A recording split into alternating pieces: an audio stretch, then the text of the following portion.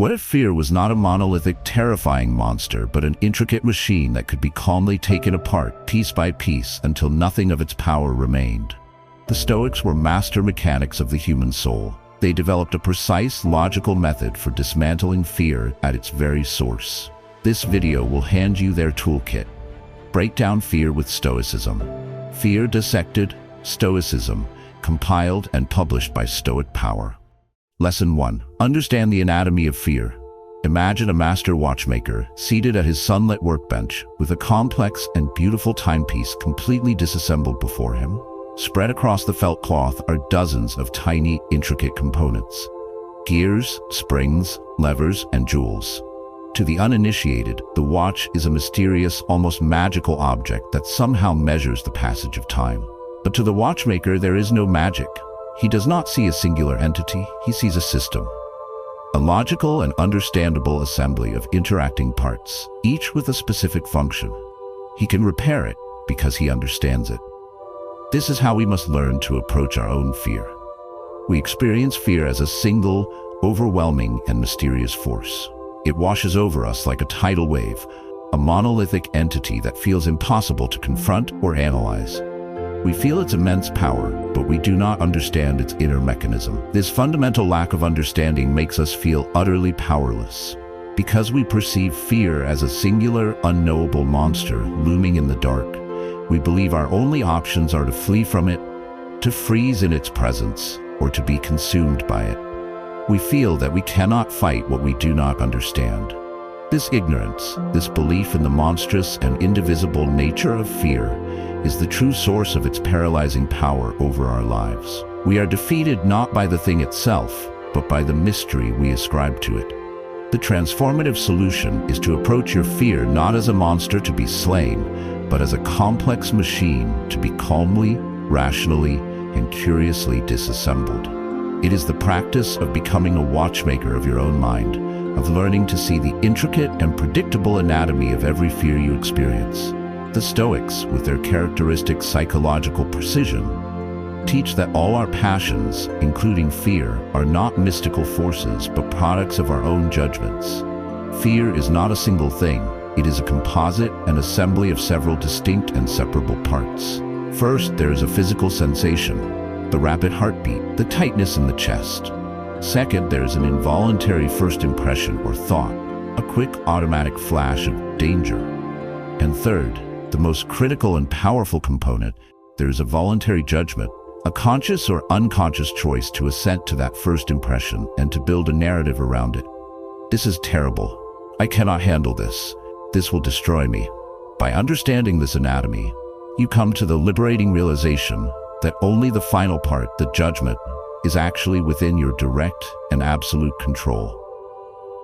This understanding demystifies fear completely. It ceases to be a magical, overwhelming force and becomes a predictable, understandable, and therefore manageable process. And any process that is understood can be interrupted, challenged, and ultimately changed.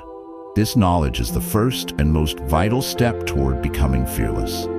Your actionable step is to become an anatomist of fear.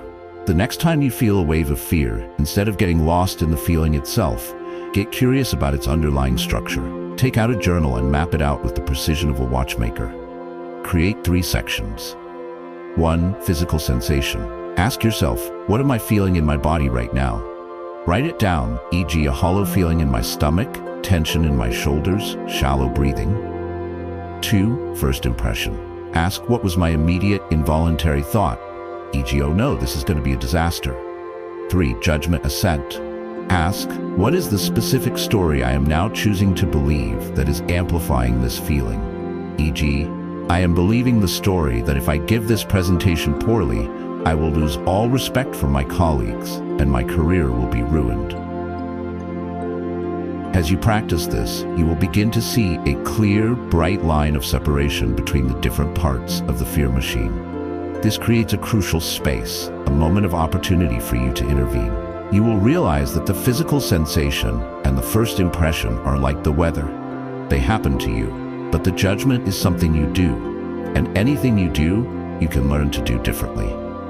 This week, your practice is to be the watchmaker.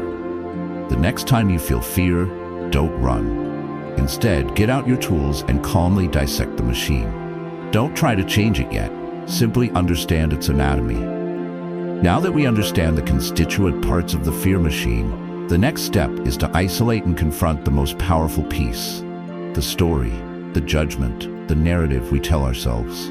Our next lesson will teach you how to name the monster within you, a crucial step in stripping it of its fearsome power. To continue this process of dissection with us, subscribe to Stoic Power. Lesson 2. Name the monster within you. Imagine an ancient myth about a fearsome, shadowy beast that terrorizes a village. No one has ever seen the beast clearly. They have only heard its terrifying roars from the darkness and seen the destruction it leaves behind. They call it the unspeakable, or the Great Terror. Its power lies in its anonymity. But one day, a hero comes who is not content with frightened whispers.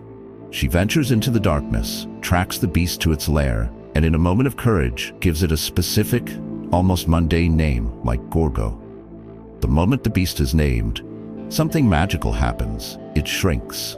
It loses its mythical, all-encompassing power and becomes just a thing. A dangerous thing perhaps, but a finite, definable thing that can now be understood and confronted. This is the power of a name. The great problem with our fears is that they often live inside us as nameless, shapeless anxieties. We feel a general sense of dread about the future, a vague fear of failure, or a persistent worry about what people will think. These fears are like the mythical beast. Because they are vague and undefined, they are able to expand to fill every corner of our minds. They become the unspeakable. A fear that has no name, has no boundaries. It is a diffuse, free-floating poison that can contaminate every aspect of our lives, making us feel perpetually unsafe and overwhelmed without our ever knowing exactly what it is we are fighting. The transformative solution, a cornerstone of Stoic and modern therapeutic practice, is to give your fear a precise and specific name. It is the act of dragging the shapeless monster out of the shadows of your subconscious and forcing it to stand in the bright, unforgiving light of your rational mind. It is the practice of translating a vague feeling of dread into a clear, concrete, and specific sentence. You must move from the vague terror of failure to the specific, named fear of, I am afraid that if I launch this new product and it does not sell well, I will have to lay off 2 employees and I will feel a deep sense of shame. That is Gorgo. It is a specific, defined problem. The core idea here is that the human mind cannot effectively solve a problem that it cannot define. A vague fear is an unsolvable problem.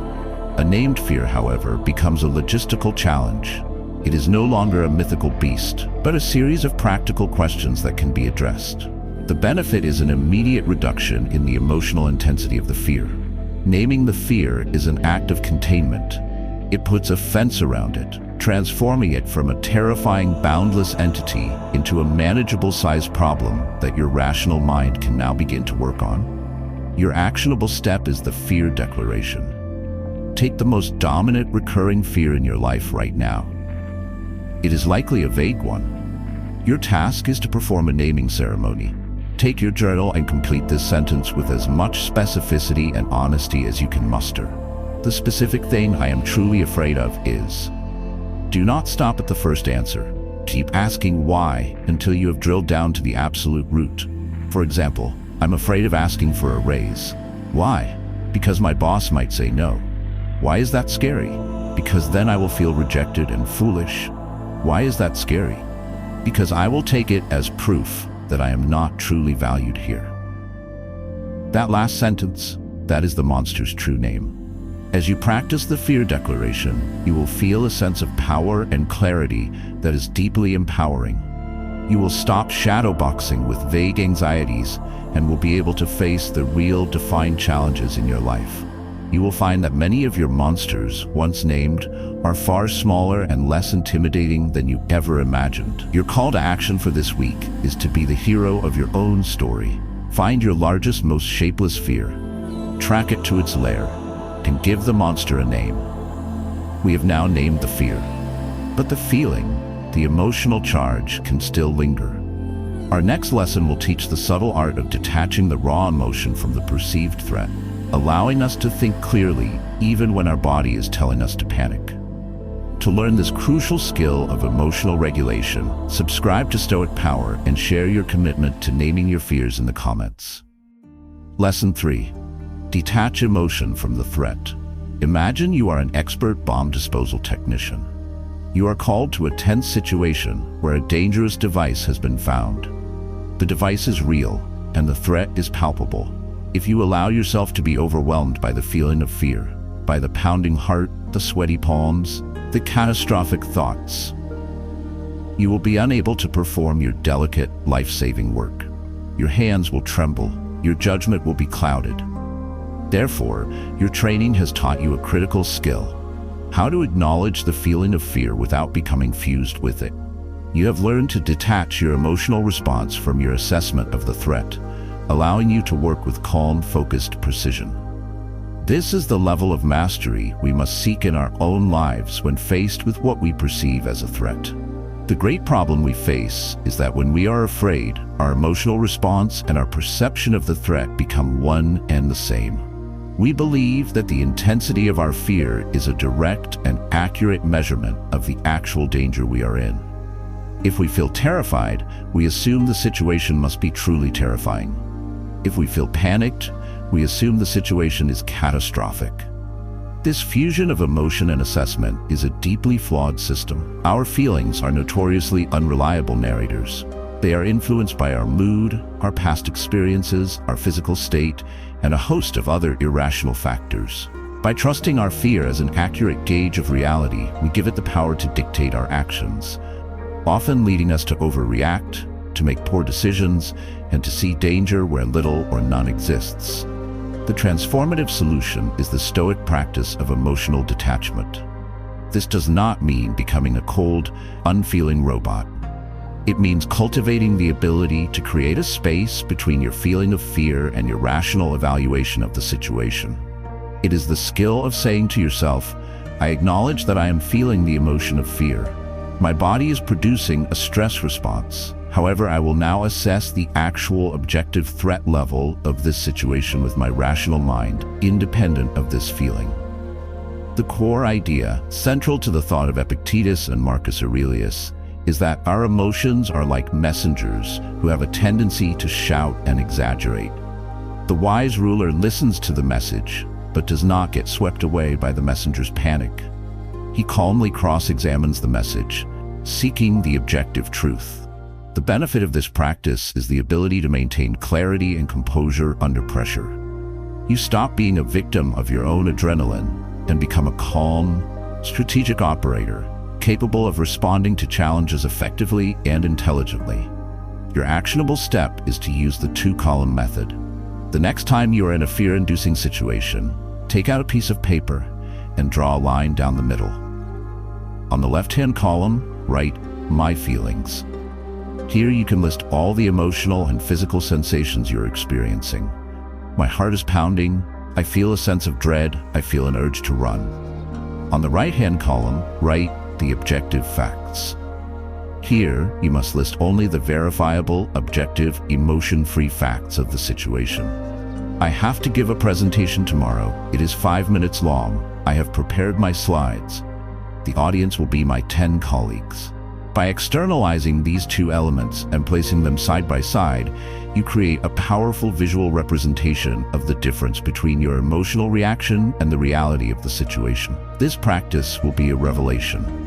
You will consistently see that the emotional storm in the left-hand column is a disproportionate response to the manageable set of facts in the right-hand column. This insight breaks the fusion and allows you to address the facts rather than being drowned by the feelings. Your call to action for this week is to be the bomb disposal expert. When you are afraid, use the two-column method to detach the emotional wire from the logical trigger. Learn to honor your feelings without being ruled by them. We have learned to detach our emotions. Now, we must directly confront the illusions and cognitive distortions that fuel our fears in the first place. Our next lesson will teach you how to face these illusions with the power of Stoic logic. To add this powerful weapon to your arsenal, subscribe to Stoic Power and like this video. Lesson 4. Face illusion with Stoic logic. Imagine walking through a desert under a blazing sun. In the distance, you see a shimmering, beautiful oasis, promising cool water and life-saving shade. You change your course and begin to walk toward it with all your energy, driven by a desperate hope. But as you get closer, the oasis vanishes. It was never there. It was a mirage, an illusion created by the heat and the light playing tricks on your perception. Your fears are often just like that mirage. They appear solid, real, and substantial from a distance, but when you examine them up close with the clear, cool lens of logic, they often dissolve into nothing. The fundamental human problem is that our minds are natural illusion generators. We are hardwired with a set of cognitive biases and mental shortcuts that, while sometimes useful, frequently create distorted and needlessly fearful perceptions of reality. We engage in catastrophizing, imagining the worst possible outcome, fortune-telling, predicting a negative future as if it were a certainty, and mind-reading, assuming we know the negative thoughts of others. We live our lives in a desert of our own making, constantly chasing or fleeing from mirages, convinced that these illusions are real threats. The transformative solution is to become a master of Stoic logic, to use your rational mind as a powerful tool to challenge and dismantle the cognitive illusions that generate your fear.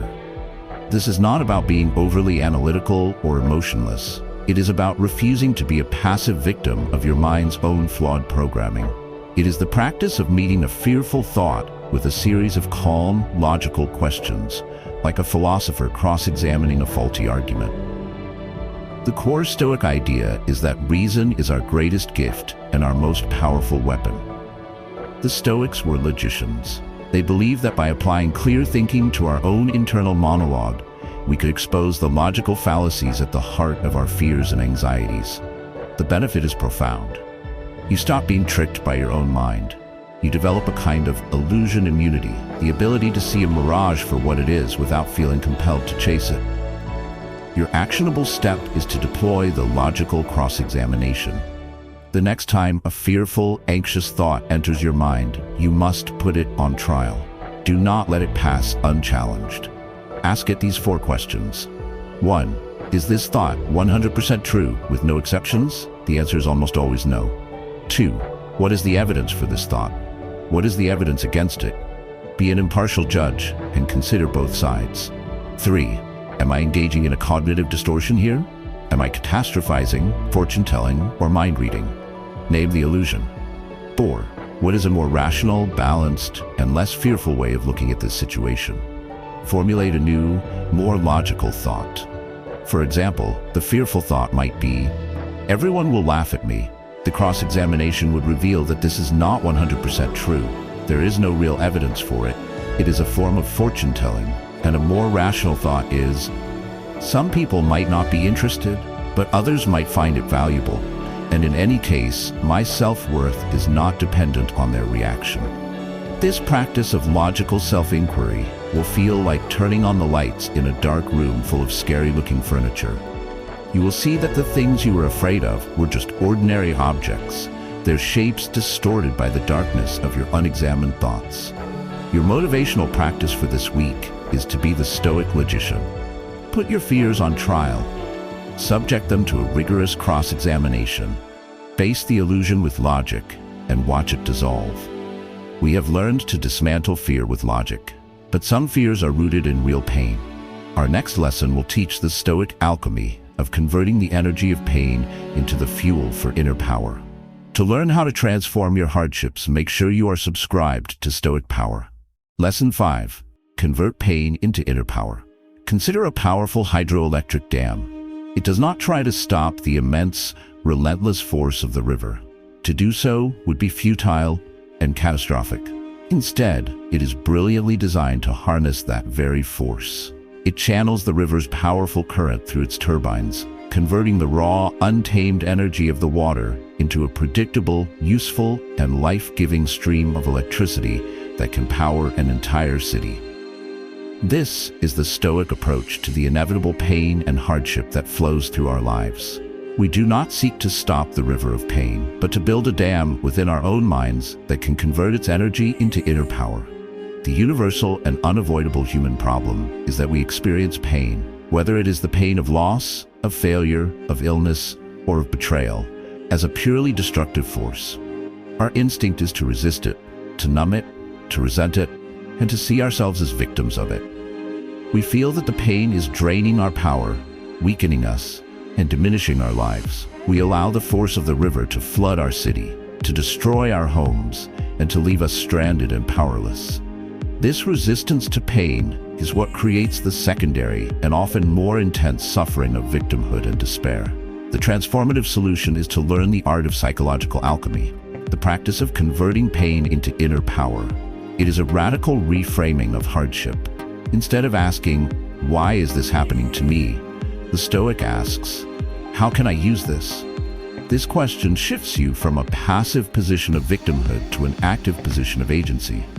It presupposes that even the most painful events contain a hidden opportunity, a source of energy that can be harnessed for a positive purpose.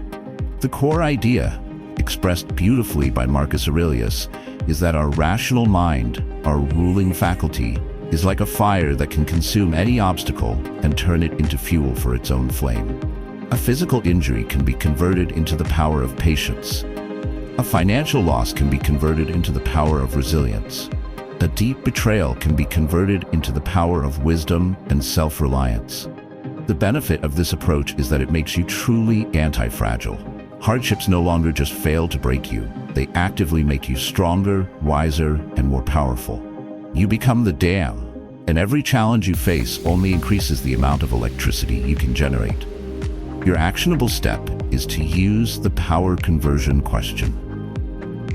The next time you are faced with a painful situation, after you have allowed yourself to feel the initial clean pain, the first arrow, you must ask yourself this powerful question.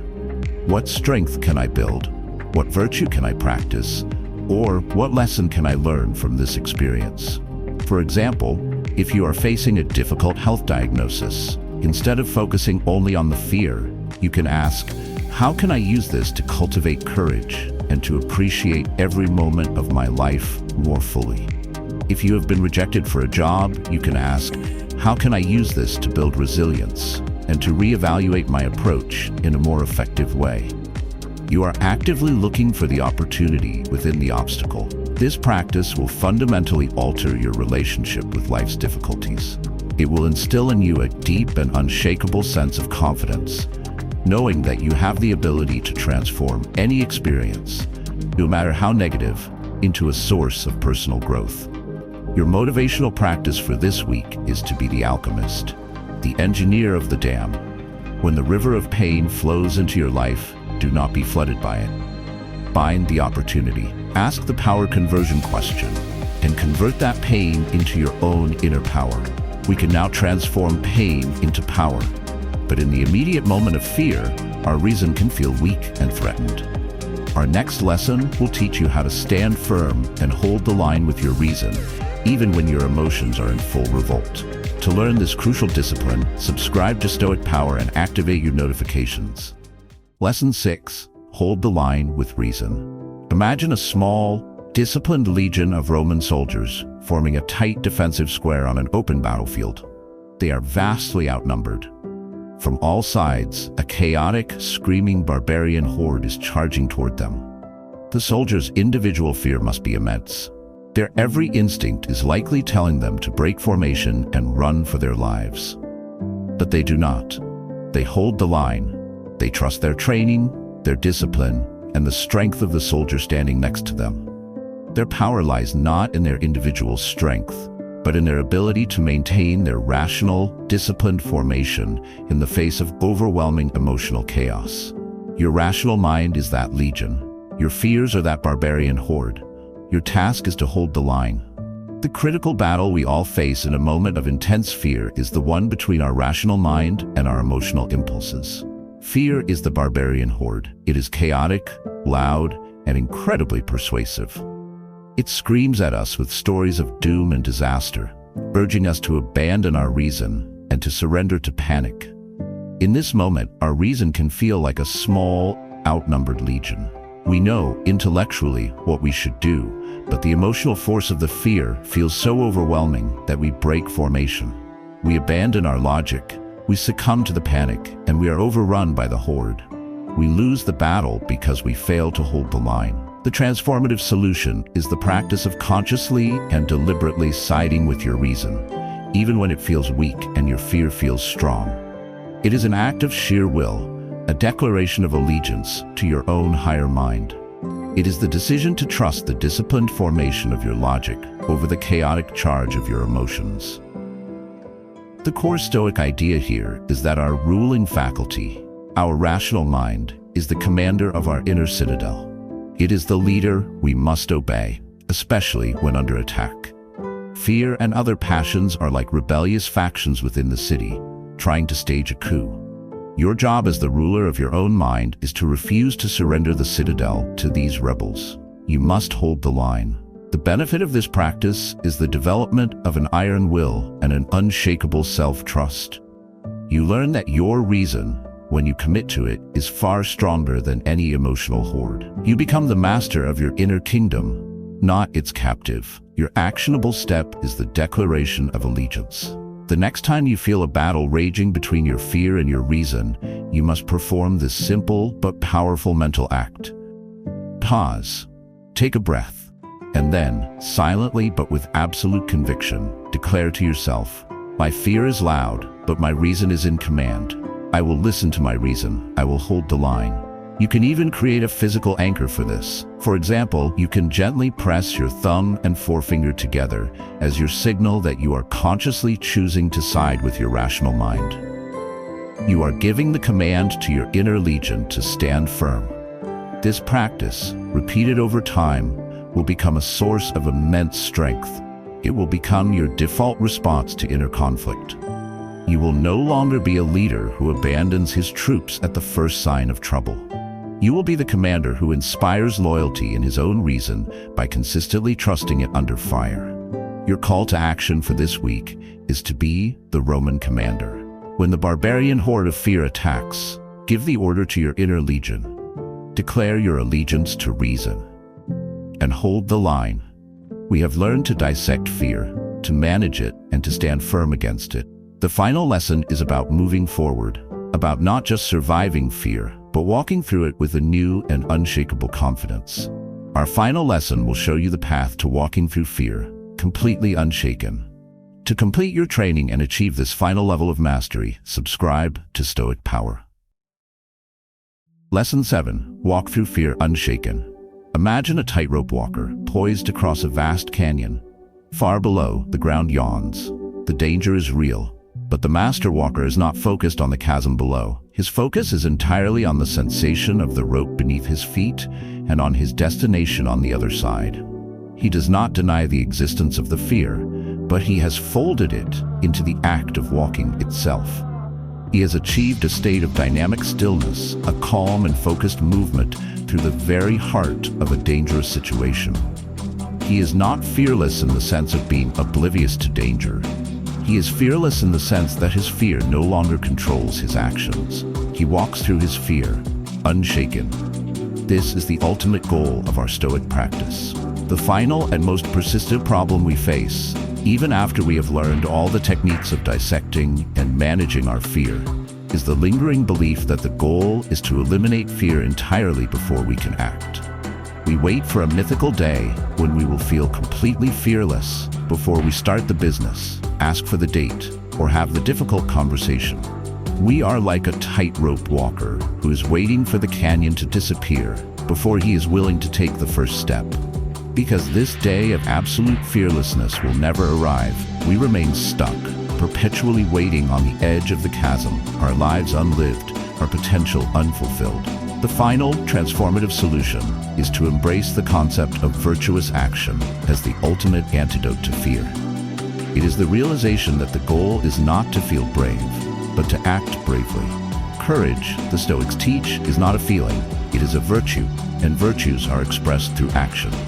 The only way to truly conquer fear is to walk through it, to take the necessary, rational, and virtuous steps forward, despite the feeling of fear being present. It is in the act of walking the tightrope that the fear of walking the tightrope dissolves. Action is the ultimate solvent of anxiety. The core idea is that you must shift your focus from how you feel to what you do. Your feelings are ephemeral and unreliable. Your chosen actions, guided by your reason and your values, are solid and real. By consistently choosing to act in accordance with your own virtuous plan, you prove to yourself on a deep experiential level that you are more powerful than your fear. The benefit is true liberation. You are no longer a prisoner of your own feelings, waiting for the right emotional state to begin your life. You become the tightrope walker, calmly and purposefully moving towards your goals in full acceptance of the canyon below. Your actionable step is to take the smallest virtuous step. Identify the great fear you've been dissecting throughout these lessons. Now, ask yourself, what is the smallest, most manageable, virtuous action I can take right now that moves me in the direction of my goal despite my fear? It might not be walking the whole tightrope. It might just be putting on your walking shoes. If your fear is public speaking, the step might be to simply write one sentence of your speech. If your fear is social anxiety, the step might be to simply make eye contact and smile at one stranger. The step must be so small that it is almost impossible not to do.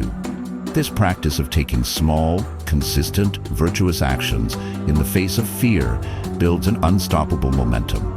Each small step builds your confidence and shrinks the perceived size of the fear. You are not trying to conquer the canyon in one leap. You are simply taking one step and then another. Your final call to action on this journey is to be the tightrope walker. Stop waiting for the fear to vanish. Acknowledge its presence, and then, with calm purpose, take your first smallest virtuous step, and then the next. This is how you walk through fear, unshaken. You have now been given the Stoic toolkit for dismantling fear.